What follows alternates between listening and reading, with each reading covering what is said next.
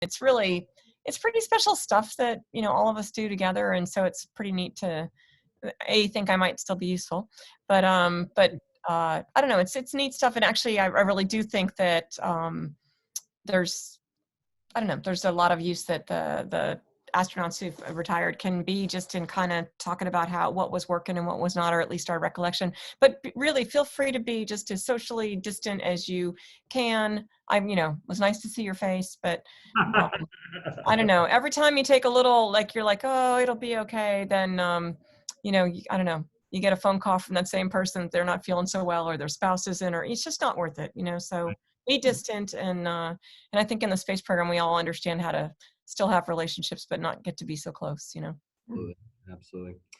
Well, we have a couple questions that were sent to you, I think, a week ago. I found them. We've changed the format a little bit, but it's all the same questions. So we're not going to surprise you, not going to shock you with anything. And they're all regarding inventory on the ISS. So I can't remember what years were you on the ISS? So I was there December of 2010 to May of 2011.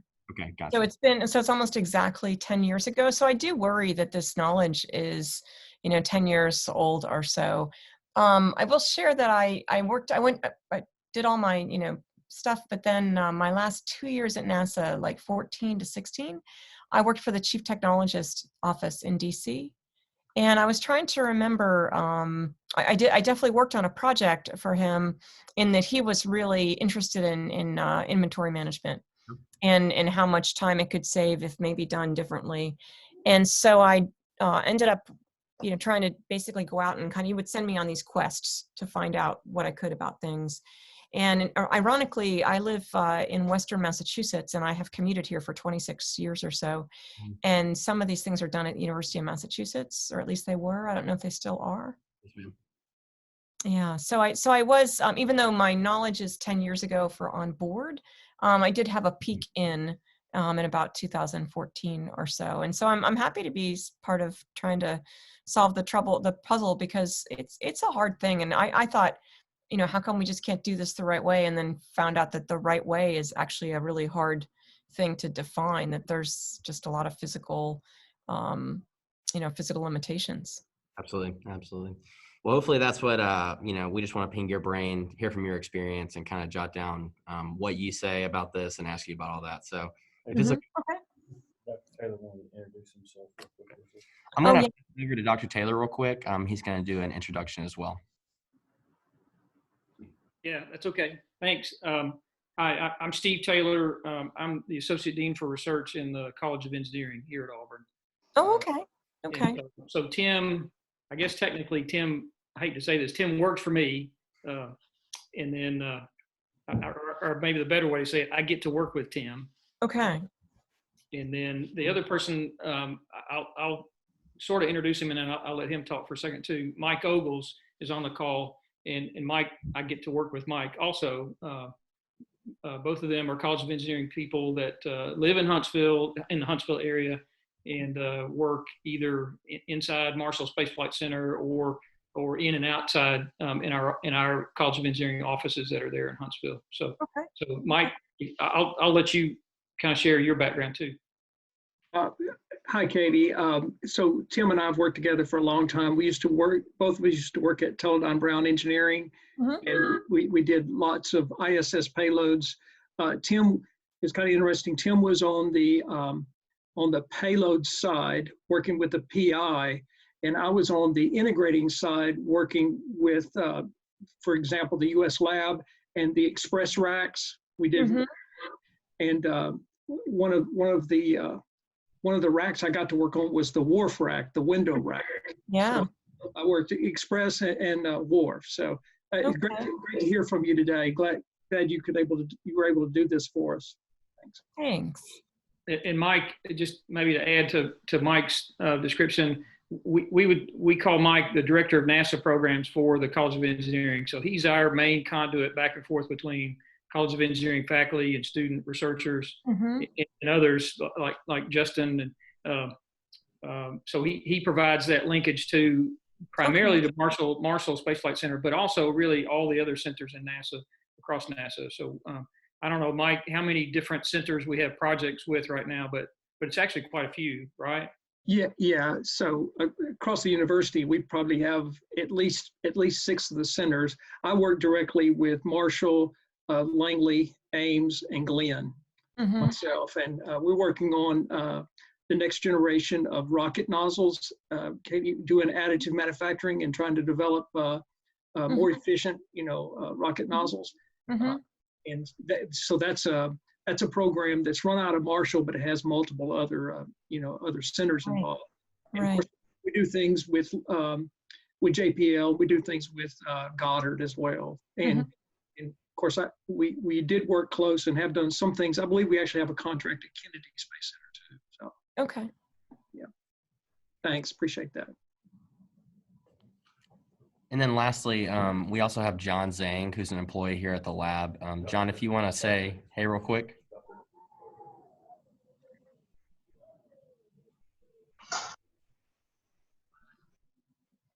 John, are you there? You're still muted, John.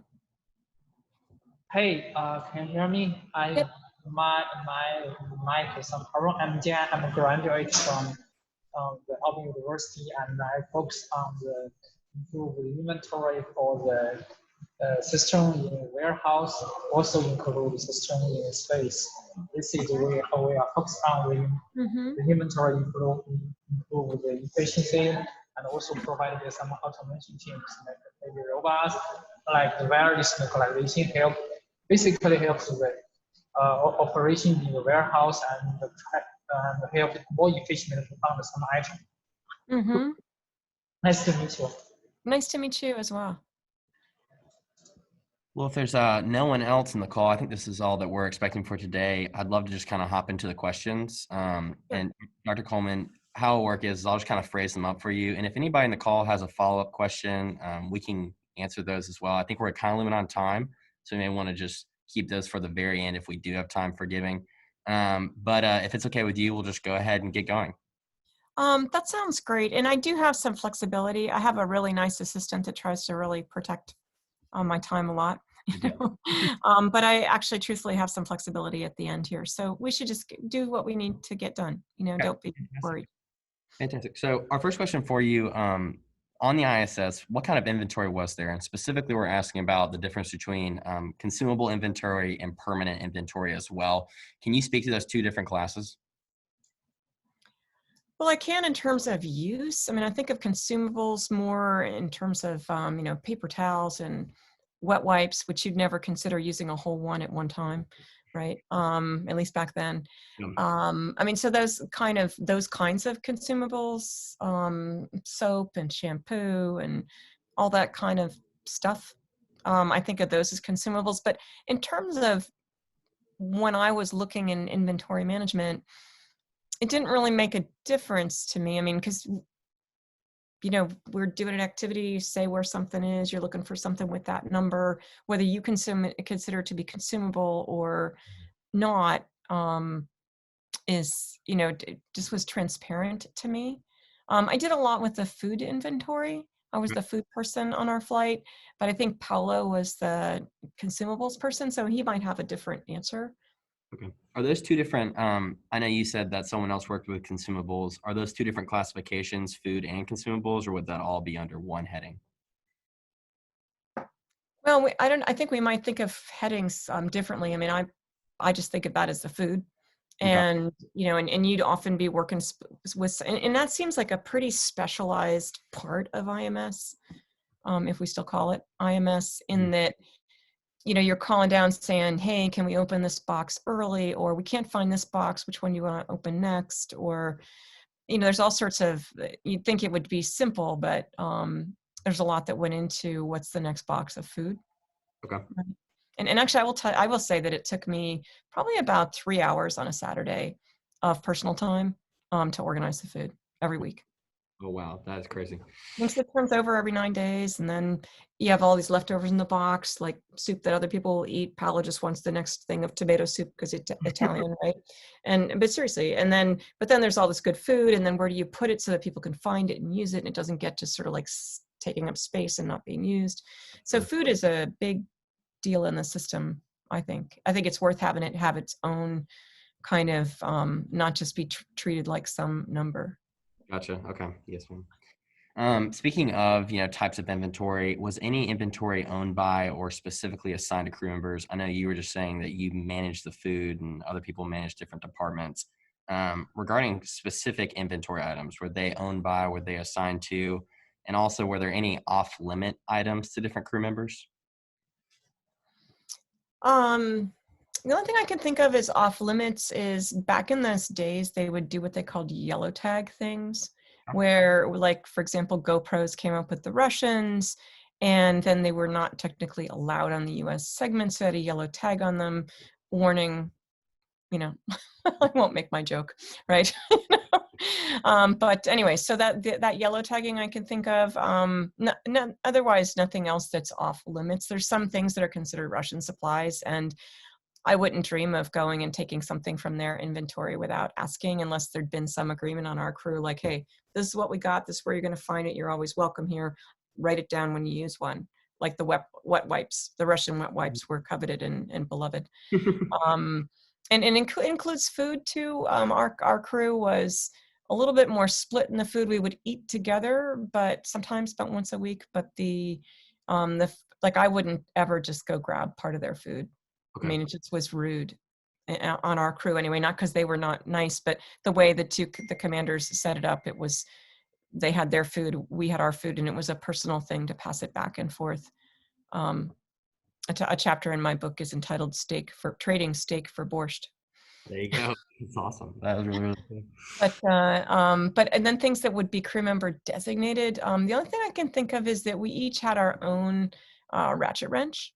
Okay. And that probably had its own serial number. And then our clothes, our bags of clothes, or even like if there's a bag of medium t-shirts that were sent up for me, that would be, I think I'd find it under my stuff, that I could look it up as my stuff, so to speak. Okay. So other than, you mentioned clothes and ratchet, everything else was kind of open use for all of the crew. Is that correct? Yeah, I mean, there was your personal things. I mean, you came up with some things, you toothbrush and deodorant that you liked, and I mean, all those kinds of personal stuff, right? And then some of that would be clothes, but clothes or I don't know, just the things you brought personally. I don't even know that they were in IMS, right? But otherwise, other than that, I can't think of anything that's personal. Okay, gotcha. So a minute ago, you talked about how you managed the food and it took you a nice 3 hours on your Saturday morning. Speaking about the different categories of inventory managed, how was that designated, and did it take everybody 3 hours once a week? What was that process like as far as who was individually managing those categories of inventory? Well, I organized the USOS food. I mean, it was just my crew job, so to speak. The commanders got a lot of duties that take, the time that's not designated in the timeline. At least it wasn't back then. Palo did consumables. And so we would each, the ground knew who was assigned to what thing, so to speak. Somebody else would be more of we'd have one central point of contact for all the SSCs, the computers, would be kind of in thinking about which ones were broken or like this or needed a battery or what needed babysat. So everybody had their crew jobs. Mine just happened to be food. If I went up again, I would refuse that job actually. But, well, I mean, just because, I wouldn't necessarily refuse it, but it's interesting to me that in such a sort of space age, it wasn't about the inventory. It wasn't about the numbers of the boxes or whatever. But once you were told what box to have and you're allowed to open it, it was the work that was involved was the fact that there wasn't enough space for half full containers. Okay. Right. So it all had to do with stuff that was already considered consumed. Like once you open a box, I think it was considered consumed. Okay. And so, but if it has, 6 packages of chicken soup in it, and I know somebody else wants to eat that too, I'm going to put it, you're going to combine things, but if you don't, you have to do that in a way that's really clear to people, because otherwise you'll have a box that sits there forever. And I'm just like, oh, Dima loves that soup, but he's just not ready for it yet. when Dima doesn't remember that it's there. That's And so it was in the fact that you, in order to move the food, you just, the way the boxes were, it just was a physical thing. You have to have a way to hold 2 boxes down, and then you're going from one thing to another. I would say that my attention span is not the best, and maybe somebody else would be faster doing the food. I mean, I'm being candid here. I'm a little bit like, oh, squirrel. So, so that might mean that I take longer doing it, so to speak. I'm trying. That's really fascinating what you mentioned about the box was open and immediately being categorized as consumed, so individual item, what you're saying is that if you had a packet with 6 Rice Krispie treats in it, the individual treats would not be, you wouldn't know if 3 were missing, you would just know the box was open. Is that correct? Yeah. Okay. I mean, as the food person, I mean, people would tell me, hey, we're getting low on those vegetables, or, I always knew how much tomato soup there was. It's a necessity. So if you ever lost items, what was kind of the process for finding those items? We've heard a lot about different systems they had up there. In your experience, what was the process for lost items? I'm trying to remember. I want to say that it was maybe attached to the task list. Back when we had a task list, it was a list that you could go find, like if you were going to do something on Saturday, but there was a place that we could go and see what was missing, especially if we found something sort of out of place. We did actually lose a really valuable thing. I'm trying to remember exactly. I now actually have a little brain fart about what exactly it was, but it was a box about this big. So it's, like 4 inches by 4 inches by 6 inches. So it's not a small thing, but it was Velcroed to the wall. Some kind of sensor, maybe it was a motion sensor, an accelerometer probably. And, it just suddenly wasn't there, and it could be found. And something that important, you're actually going to schedule some time and go and paw through, because it basically got kicked somewhere. I mean, it was deployed on the wall, and then it wasn't there anymore. So we went through to go find that. Cleaning on Saturday mornings, everybody we take turns doing that, and there's certain places that things would end up just because of airflow, and we always check all those places and hopefully find things. I found someone's pocket knife that was missing from 3 years earlier. Wow. Okay. Yeah, really. And suddenly it's just like there, and it comes from, maybe you pulled a rack down a day or 2 before and it floated up, and there's a little airflow, so things are lost, but not too much. I lost a heart rate monitor. Okay. Still a little chagrined about that.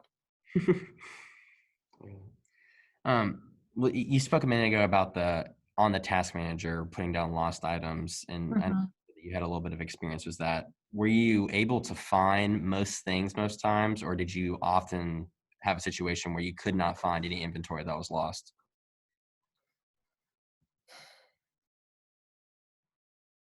I think it's a better question for the people managing it on the ground. Lost, I think a better definition of lost is when you're doing something, some experiment, and you go to find something that's supposed to be in a certain place, and it's not there. Okay. And, and so there's a sort of thought tree that you go through. Like, for example, there was special grease for the ARED machine, and that lived in a certain bag that was in a locker that happened to be in the deck.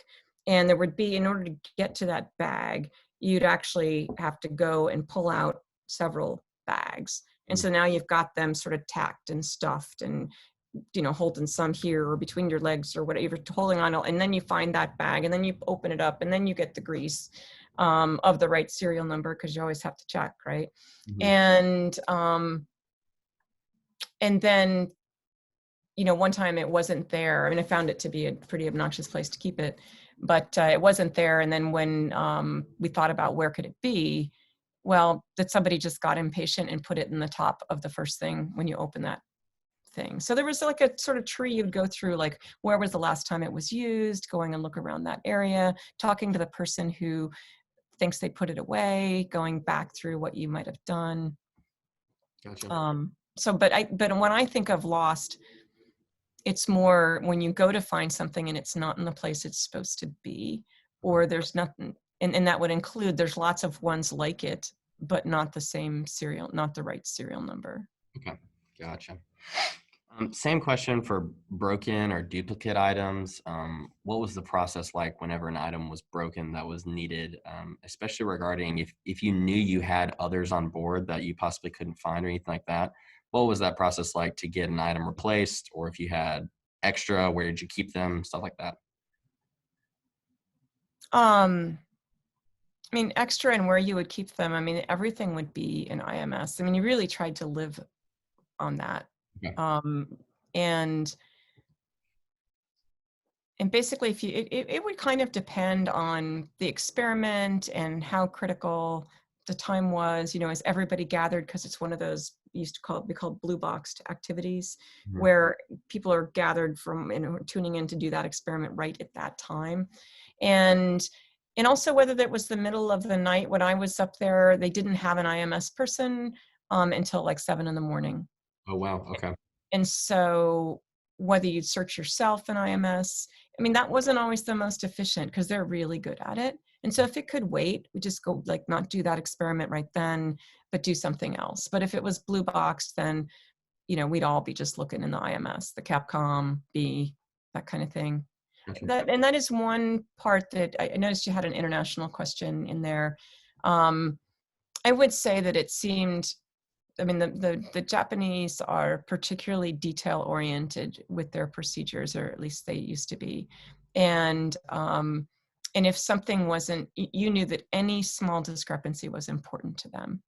Mm. And also that any small discrepancy, chances are, meant that you should, while they're thinking about it, you should go off and do something constructive, because it was not going to be a very quick solution. Gotcha. Speaking about, you know, across different modules, I know we touched on the international question, and we definitely want to talk about that later, but regarding standardization across different models, was there any sort of, whether it's serialization or whatever it is, any sort of standardization for tools and resources across different modules? When you mean how their numbers are given? Yes, ma'am. Yeah.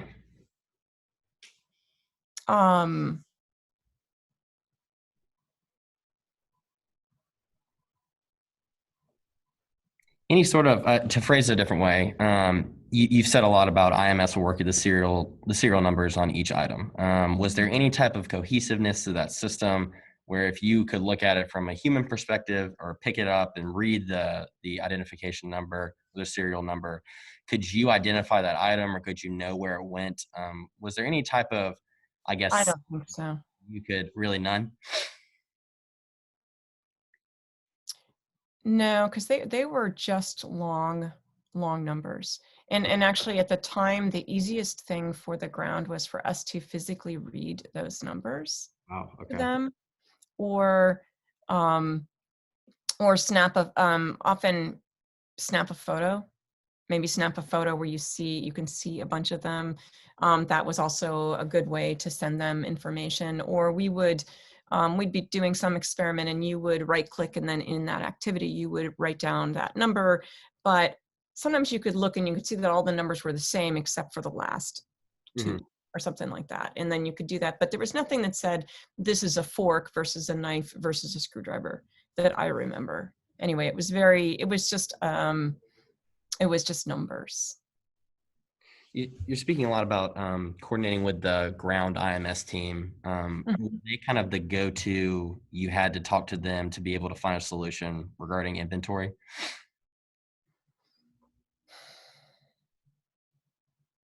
That is my understanding. That I mean, that's my recollection, is that we would make a list of our changes or our inputs. Like, you asked me to inventory this, and you'd literally go down item 1, item 2, item 3, There's a lot of back and forth. It's very time consuming, and I consider taking inventory one of the things that you really wish, I mean, it's so necessary because things shouldn't be out of place, but they get that way. Mhm. And so it is very necessary, and at the same time it's physically very, very time consuming, especially in an environment where everything floats around. I'm not being funny, but Totally understand. Totally understand. yeah. Last question regarding serialization and standardization. Was every item that came aboard the ISS, was every item serialized? I think every item that wasn't personal. Okay. If my family sent me up a book, or things like that, or my favorite, Ziploc baggies with the actual slider zipper. Mm-hmm. So exciting. So unless it was personal, I'd say yes. I think we did a little bit of digging online, and I think we found that, did you lose a flute at one point aboard the ISS? Is that correct? I did actually. Okay. I did. Tell us about that. We'd love to hear about it. It was found, by the way. Good. Okay. That I was doing we have medical things every week or two. We would have to meet with our doc, and it's just required. I'm fine. How are you? You're fine. Yep. To talk about real things. But anyways, but that was required to have, and often our flight docs would try to arrange something that was morale lifting, and so he arranged for my band to come to the appointment. And so then I got to play with the band for like 40 minutes, which was really this, just wonderful thing. And in the band is Don Pettit's wife, Mickey Pettit, Chris Hadfield, Steve Robinson, and Dan Burbank. And so, and the trick is that you can't they have to not listen to me in order for me to play down, play with them. And one person has to not listen or whatever. Anyways, but I got to play along with them. It was so much fun. But then we were almost done with the communications pass, and we had some big alarm go off. And so, and we all kind of know the same things. They know that I'm not going to come back after we go and we find out that it's benign and nothing really happened. I'm not going to come back and say goodbye to them because, we're done with the pass. So they were already gone. And then I went about and worked and everything. And I got to be in nighttime, and I usually play before I go to bed. And I realized that I had no idea where my flute was. I just didn't remember. I'm like, what did I do with it? And sure enough, on one of those vents, which is right at the base of the Japanese module, right in that node 2 where there's a sort of meeting of Columbus and the Japanese module, there it was on the vent, on the vent. But I actually put my flute, the flutes are generally in 3 places. And I had 2 of them that were the whole long flute, and I put them together, and I never took them apart. I wrapped each of them in a t-shirt of their own color because I was afraid of losing a piece up there. That's your own form of serialization, is wrapping in his own nicely colored t-shirt. Exactly. That's so funny. I'm glad you found it. I'm glad you found your flute. So it was nice and returned. A minute ago, speaking, you mentioned the Japanese module a lot, and we know there's lots of different modules up on board the ISS. That long question about, was there a significant difference between how different entities tracked inventory? You spoke a minute ago about how Japan did that. Any other notes or differences that you noticed in how people tracked inventory? Well, I don't think the Japanese had their own inventory. I think everything was in IMS. But I'm just saying that they were particularly, they were just very detail oriented. And also, candidly, there's a language issue part to that, right? It depends on the Capcom there today. And anything that happened with the experiment where it wasn't the way it was supposed to be would often be a long conversation. And in fact, actually for all procedures, I would read them the night before. And if I had questions, especially a Japanese experiment, I would write them in email. So that they had them before I got up. So because they would prefer it. They never said that, but it just made it so that they could understand it. And I wasn't using all sorts of colloquialisms, which aren't polite, but then you forget. So anyway, so they were just more like that. But in the Russians, I can't really speak for the Russians.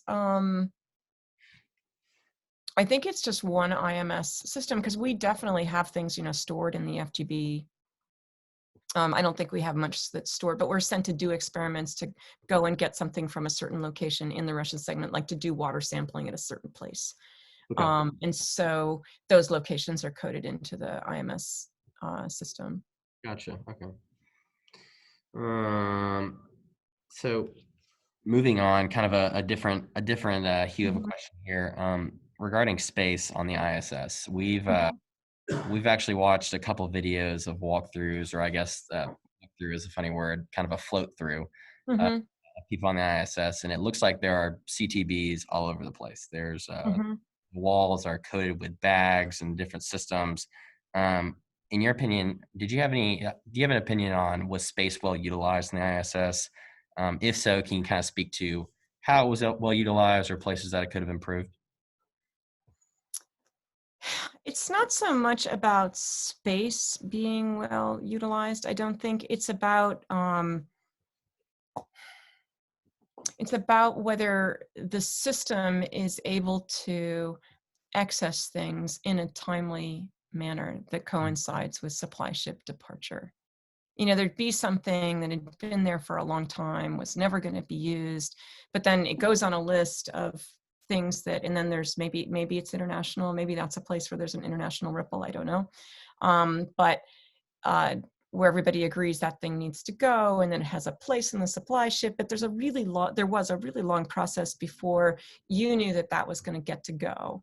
And then it really can't come out of its little place until we're about to have that supply ship come. We've emptied it, and then it's time, or we would actually pre-stage the things that were going to go into it as soon as it got there. It depends how busy everyone is. I mean, if you're going to have a spacewalk, you're going to prioritize that. Well, we don't prioritize anything, actually, but they're going to prioritize the spacewalk. But if there's maybe time, then you really would make a portion of Columbus was often one of the places. And I think there was some resentment there. There was certainly some politics there, not so much Columbus, but in general, the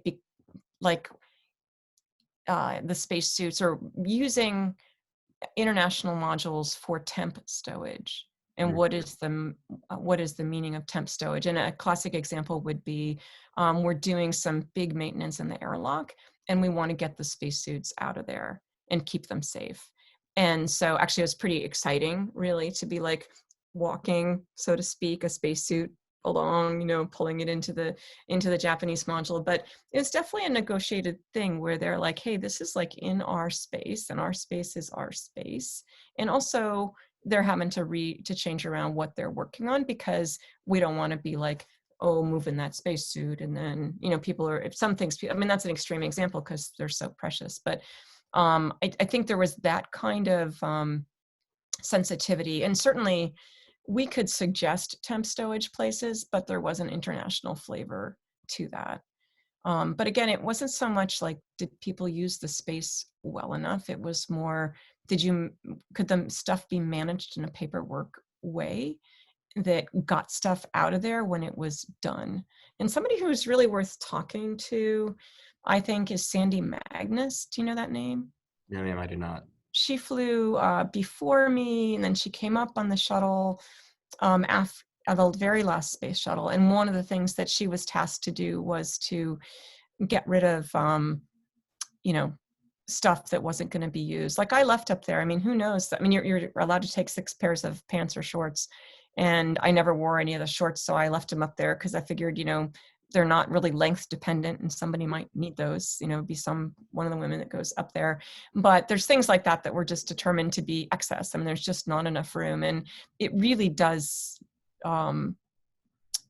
take a lot of extra time. And I think to have the stowage so packed that in order to get to things, you have to really go through a lot of other things. There have been times on the station, and I think I was up there during one of them, where there was literally a 20% tax, at least 10%, on people's crew time, because the stowage situation was so terrible in terms of having to fight your way through, just like you said, undo this in order to get to that. Wow. Hey, Cady, this is Tim. Just a quick question. I know who Sandy is. Is she still in Houston in the astronaut office? She is not. and she's working for DoD as a civilian. She's Okay. retired from NASA, and she's Okay. working for DoD as a civilian. I think she's retiring actually at the end of the week. I'd be happy to pass a note along to her. I think she might, I mean, who knows with COVID what she's doing, so to speak. Sure. Yeah. So let me ask Justin and Blake, you guys okay? And if it's convenient, Cady, I think it'd be okay with Blake and Justin. If you can pass a note that we'd be interested in just having a conversation with her and answering her some questions, that'd be fantastic. Because she has a mind like a steel trap, especially for what she really does. And she was involved in that kind of triage, so to speak. And she would, I mean, and she just remembers things in a different way than I do. And I think she'd be pretty valuable. That'd be great. Thank you for bringing that up. So thank you. Yeah. Go ahead, Blake. Cool. I think we only have a couple more questions for you. Specifically, a minute ago, you said there was like a 10% tax on time, or just a lot of time is being wasted in some way, shape, or form by stowage. What would have been one thing that you kind of could have pointed to that would have improved the astronauts, the crew members' quality of life while they were on the ISS regarding inventory, regarding stowage? Well, certainly if the time that it actually takes to stow and unstow, or unstow and then stow, was actually accounted for in the experiment. You know, where there is an accounting for it, but it takes longer than that. And that time really comes out of your day, so to speak. Mhm. And it's not, I don't know, I used to think when we had, you know, people would say, well, what are you going to do on the weekend? And I thought, you know, on the weekend, I'm going to work on the weekend because, you know, I'm only up there for a certain amount of time. I want to get so much done. And you'd get to Friday night and you'd just be just a little piece of garbage. You know, I mean, it's really tiring. I mean, I tell people if I got to go back, I would sleep more. In that I was a late night person and would wake up like right before the DPC. But I would have already read the message, you know, that came out in the middle of the night kind of thing. I mean, I was up, you know, kind of 10, 11, 12. And because they were always 12-hour days and 14 probably most of the time, 16. And some people are a little bit better about kind of cutting off their time. I was up there for a while with Scott Kelly, and he was pretty good about just going, looks like we're only going to get to here on our day. And so I'll be excited to see the replan. Yep. You know, he was pretty disciplined about it. And I'm not as disciplined about sort of just saying, I'm just going to stop. And so that tax of stowage really, I mean, this is like this kind of pain in the ass system that nobody really wants to be the person. And it's so, I mean, it's not rocket science, but it really affects how much rocket science can get done.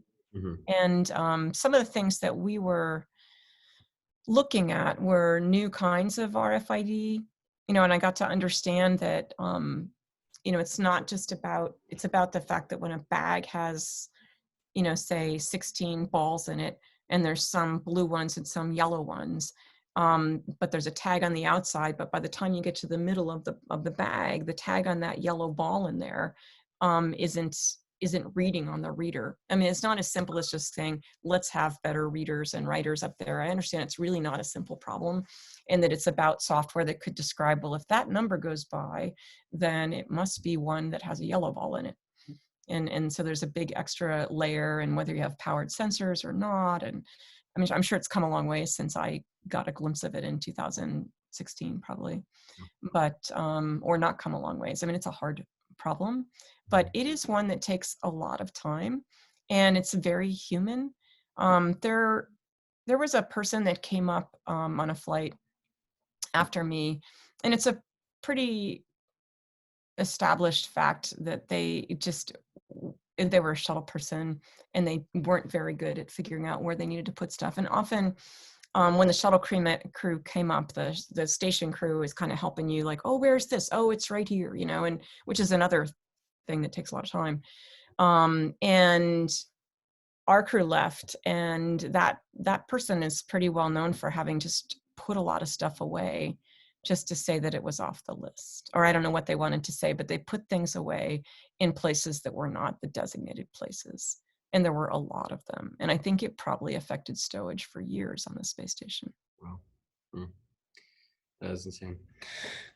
That's great input too, because when we're thinking about stowage and time adding up, it's an exponential factor when one thing is placed in a different place than it should be, and so on and so forth. So I'm tracking.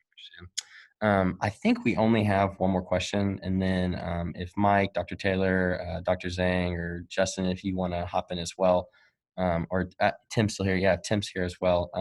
We can kind of open up for questions, but regarding IMS, you've been speaking about it a lot. Do you think a system like that would scale well to Gateway, or even beyond that as well, to crewed missions as well?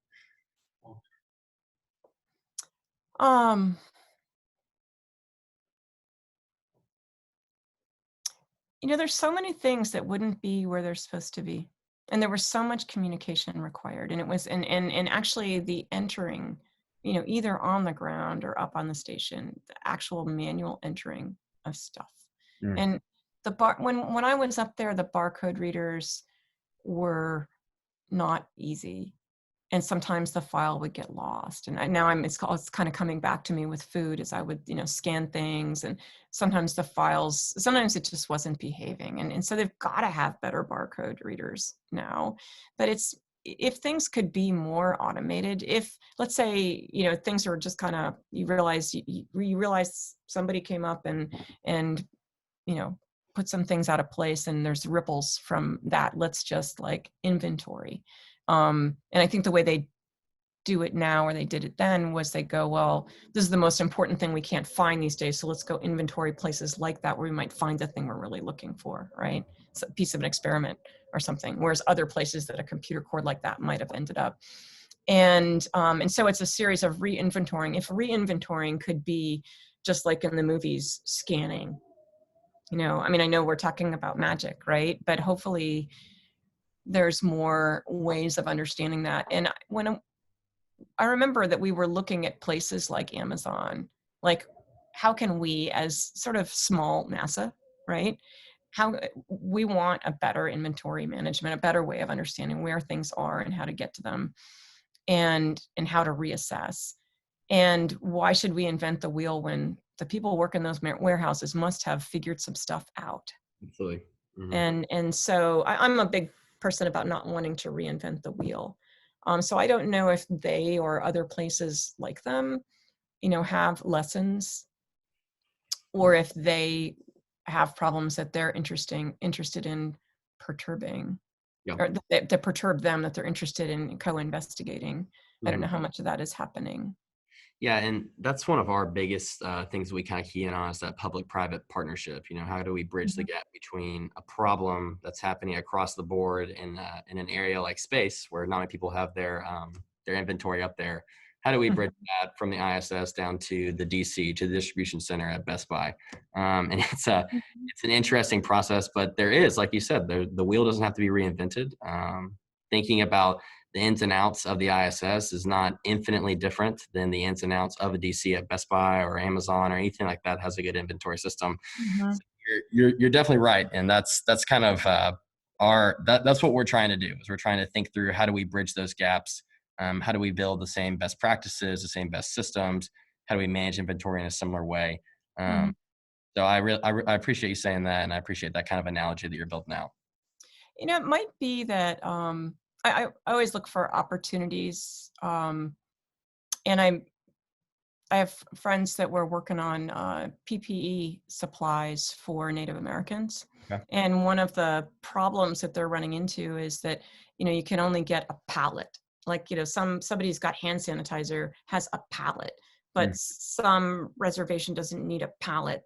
That you need to make sure that basically the people that can, that pallet lands someplace that's got a forklift, and that people are waiting right there to then take the parts of it that they need. And so it was interesting to me that the fact that the Native American communities didn't need things at such a big scale, it just wasn't a scale that the logistics system worked in.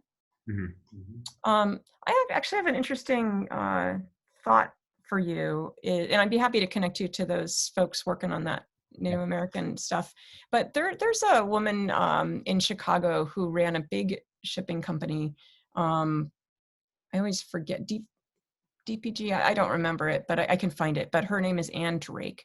And she's very well-known philanthropist and businesswoman in Chicago. And so mostly her family did shipping and logistics, and she just sold that company and retired and all that kind of stuff. And when she got a big award and she wanted to stand up there and say that it was really great that things were different for women in these industries now, and she looked out and saw an audience of all guys. And she said, there's really something wrong with this picture, and I am going to see what I can do to fix it. And so she started this organization called Awesome, which is all about women and logistics. Fantastic. Okay. And she's then gone on to start another leadership endeavor, which embraces more fields for women in leadership. And she thinks that basically space logistics is probably the next thing coming. Mm-hmm. And it strikes me that there's so many people doing inventory out there, but you want people that kind of go, we love your mission and we want to help you, right? And maybe in this community, maybe there's a way to find a good fit. I mean, because there's certainly executives from McDonald's and Coca-Cola, and I mean, you name all these big companies, and it's pretty neat, couple-year-old organization, but it really might be a place to find a partner. Yeah, absolutely. Yeah, we would love any opportunity to connect, just because, when we're thinking about the next horizon of logistics, and specifically, where is the supply chain next? Space kind of vertical is the way to go. That's kind of the last view, especially as Gateway is looking more and more close timeline wise, and as we're setting our sights to Mars, we're thinking, how are we going to figure out the supply chain issues along with that? There's a lot of things that go into supply chain issues. Like you said, you mentioned a scalability issue. Right now, we've been talking a lot about item inventory management, stowage as well. It's a multifaceted problem with a lot of different areas that need input as well. And using that, like you said, the people who have it down, the execs at Coca-Cola, Best Buy, people that have that system down are the people that can help us think innovatively and create new systems as well. So. Well, maybe because maybe it's the wrong scale. Do you know what I mean? It's such small scale for them. Yeah, they may not know how to scale that system down. The system may be built on that large scale. Yeah, I see what you're saying. Yeah. Anyway. Well, thank you for that really is all of our questions. It was fantastic. I really appreciate your input. Do you have any questions for us regarding any of the topics we talked about? I know I gave a little blurb about public-private partnerships, but if you have a question for me or Justin or anybody on this call regarding what Auburn's doing with space supply chain, any of that stuff, do you have any of those? Is anybody else doing space supply chain? It's a great question. You actually said, I don't think so. I don't think any other universities are currently involved in any type of measurable way.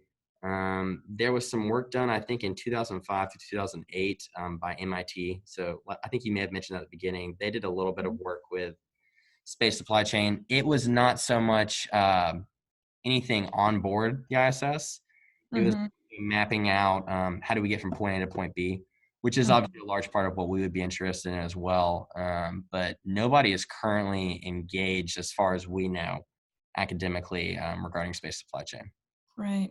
I mean, I think that when I was with the chief technologist, we were looking at crew time and how can we improve crew time? And the problem is that no one really owned crew time. Like if someone was the czar or the queen of crew time, then they could go, we should do this, we should do that. But actually finding out how crew time is not well spent spanned so many different disciplines. Like the EVA spacesuit procedures are written in a certain way that's really inefficient and takes a lot of time. And there's not a jumper, like what is equipment related if you had a jumper that went from place to place and you didn't have a crew turning a valve at a certain time. There was those incidences, but it spans so many different disciplines that no one was the owner of fixing it. Gotcha. And the other thing was maintenance and VR, and maybe being. If you could have somebody up, looking at the same thing you're looking at going, no, the one I just circled in pink, that could really save the time of looking at the procedure, looking at the place, looking back. I mean, you really have to be sure. It takes like 3 looks and, or 2 people, somebody reading, being able to have the diagram and the text in the same place. I mean, maintenance takes a while, but what if you could really do it in concert with the ground? But again, nobody really owned that crew time, and it was one of the main things to implement VR. And so I'm not sure if they've really done much, but that the fact that it crosses so many disciplines makes it very, that seemed to be the biggest part of the problem, really. Okay, gotcha. Did I make you really hopeful and excited? I was saying, did I make you really hopeful and excited? Sorry. That's good input. It's good to hear. And we don't have a VR headset, but that could be our next project we look to. I'm sure it would be pretty cool. John does have one. Never mind. Apparently we do. So maybe we can get going on that. But any other questions that you have for us? And also, if not, if anybody in the call has any questions for Dr. Coleman. Hey, can I ask one? If that's okay. Sure. And y'all may have covered this a minute ago. I got a phone call from my boss that I stepped out for just a second. But if you think beyond ISS to on the surface of the moon or on Mars, is there anything that y'all talked about today that would be any different? Are the inventory issues the same if you're on the surface of the moon? Or Artemis, I get Artemis would be, the gateway would be similar to where you are in the ISS, but if you're on the surface of the moon or on Mars, are the issues still the same? I know you got gravity, obviously, that makes it a little different, but just in general, same discussion, same kind of problems, challenges. I think the issues are the same. I think the implications are greater.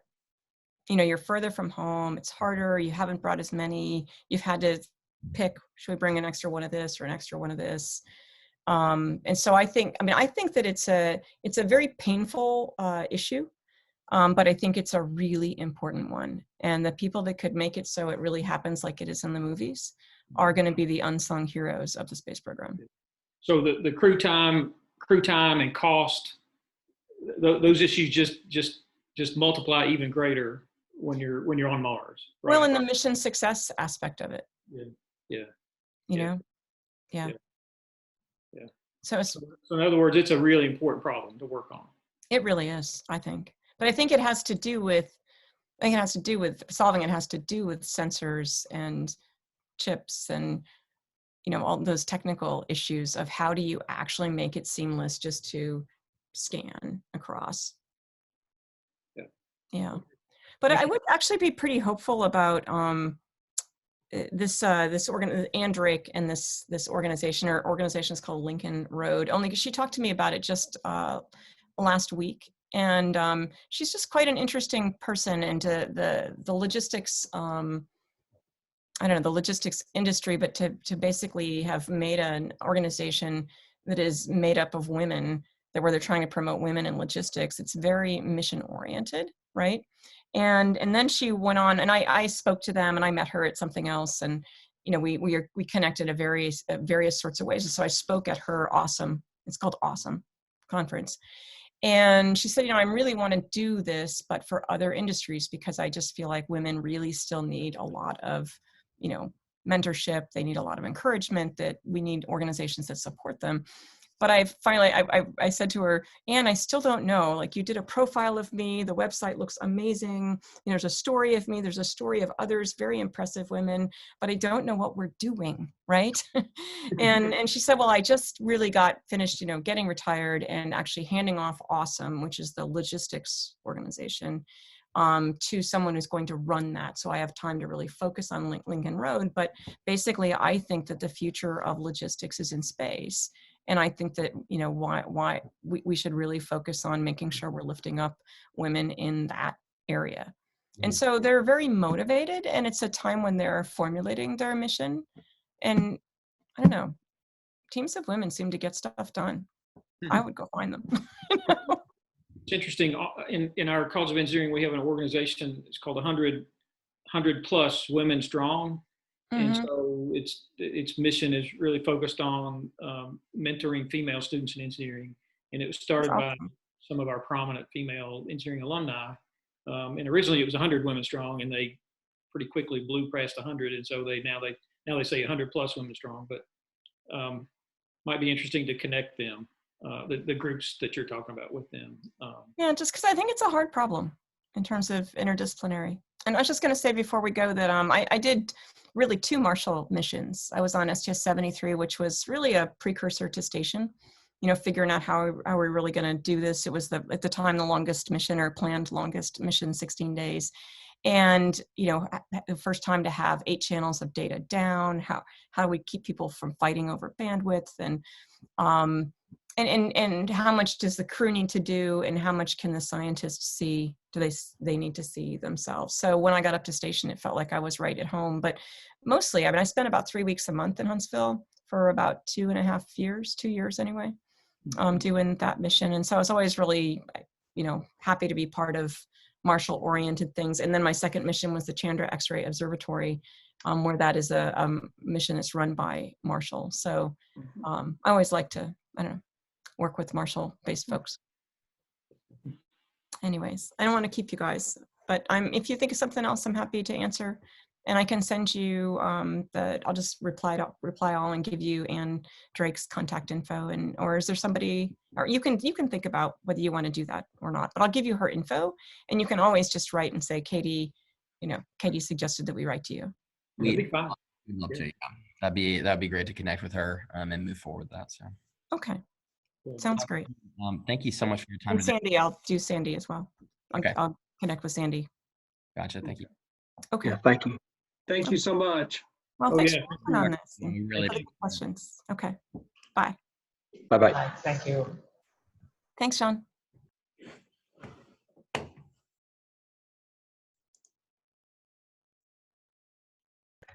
Hey, well done, Blake. Thanks, Tim. I thought that was. Oh man, that was a